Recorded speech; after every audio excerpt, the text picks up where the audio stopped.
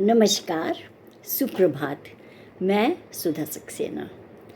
आप सब ने अपनी सभ्यता में श्रावण मास से लेकर के देवोत्थान एकादशी माने कार्तिक मास तक देवताओं के योग निद्रा के बारे में सुना होगा।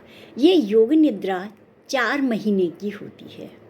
इस तरह से अगर हम देखें तो 12 महीने में से 4 महीने देवताओं की जो योग निद्रा है, ये हमें यह संदेश देता है कि मानव को भी अपने दिनचर्या में और अपने शरीर और मस्तिष्क को क्रियाशील रखने के लिए हमें 1/3 समय की निद्रा की आवश्यकता होती है।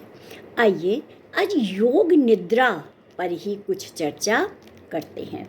निद्रा जागरण और आहार की परिधि में मनुष्य ही नहीं बल्कि हर जीव रहता है। इसे जीवन का त्रिकोण भी कहा जा सकता है। स्वास्थ्य विज्ञान के अनुसार भी स्वस्थ जीवन के लिए सुखद नींद अत्यंत आवश्यक है। दिन भर क्रियाशीलता की अवस्था के बाद इसके आवश्यक है कि हम आंतरिक शरीर में जिन अवयवों तथा तत्वों की क्षति होती है उनकी पूर्ति हम नींद की अवस्था में करें और पुनः सचेत होकर के और क्षमताओं को अपनी क्रियाशील करें। और इसीलिए जैसे कि लगातार दौड़ता हुआ व्यक्ति यदि कुछ क्षणों के लिए रुक जाता है, विश्राम कर लेता है, तो उसे दौड़ने की पुनः ऊर्जा मिल जाती है। निद्रा के बाद का जागरण व्यक्ति के लिए पुनर्जन्म की तरह होता है। सुखद निद्रा के बाद सुखद जागरण अवश्य होता है। रही बात सुखद निद्रा की, तो वह सकारात्मक दिनचर्या तथा चिंतन से ही संभव है। इस शयन को देव शयन मानना चाहिए, जबकि नकारात्मक कार्यों से नींद तो बाधित होती ही है, भूख में भी व्यवधान रहता है, दवाओं का उपयोग करना पड़ता है, देर सुबह जागने के बाद भी आलस्य बना रहता है। उक्त परिस्थिति में मनुष्य ना तो स्वस्थ रह सकेगा और ना ही उत्तम कार्य कर सकेगा। इसे दानव शयन कहा गया है। सुखद नींद और जागरण के साथ गीता में उत्तम और सात्विक आहार का भी उल्लेख है। इस तरह स्वस्थ और उन्नत जीवन के लिए निद्रा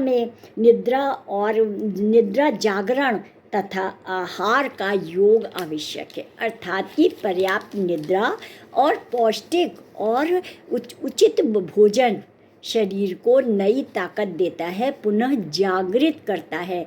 इन दोनों का समावेश और योग अत्यंत आवश्यक है। भगवान विष्णु के योग निद्रा के गहरे निहितार्थ हैं। 4 माह का शयन वर्ष का 1/3 हिस्सा होता है और इसका यही अर्थ निकलता है कि 24 घंटे में 1/3 समय का उपयोग हमें शयन के लिए करना ही चाहिए और 1/3 क्रियाशील रह करके कर्म तथा उद्यम के लिए और 1/3 अन्य कार्यों जैसे कि स्नान, ध्यान, घर गृहस्थी आदि के कार्यों के लिए करना चाहिए। भगवान विष्णु योग निद्रा के बाद जब वह जागृत होते हैं तब स्थगित शुभ कर्म शुरू हो जाते हैं। इन सभी स्थितियों से यह झलकता है कि योग तथा चैन की नींद जिसके पास है वही अपने जीवन में उत्तम कार्य कर सकता है। तात्पर्य योग निद्रा का यही है कि जीवन में आहार, विहार, निद्रा, शयन और उचित सकारात्मक कार्यों का योग ही हमारे जीवन को सफल बनाता है। सकारात्मक विचार, सकारात्मक कार्य तभी आता है जब हम उचित समय पर पौष्टिक आहार करते हैं। पौष्टिक आहार भी हमारे शरीर में नवीन चेतना जागृत करता है और सकारात्मक विचारों को उत्पन्न करता है। वो सकारात्मक विचार हमारी इंद्रियों को क्रियाशील करते हैं और जब हमारी इंद्रियां क्रियाशील होकर करके, गतिशील हो करके थकती हैं, तब हमें निद्रा भी बहुत अच्छी आती है। उसके दोनों ही कारण हैं। ये हमारा शरीर भी पौष्टिक आहार से पुष्ट होता है और सकारात्मक कार्य करने से हमें मानसिक संतोष भी होता है और इसीलिए सुखद नींद हमें आती है। तो पुनः मेरी आप सबको शुभकामनाएं कि सकारात्मक कार्य करिए, पौष्टिक आहार करिए और चैन की नींद सोइए। तो आज इतना ही। आप सब ने मेरे चैनल को लाइक और सब्सक्राइब किया है, उसके लिए आपका अतिशय धन्यवाद। नमस्कार।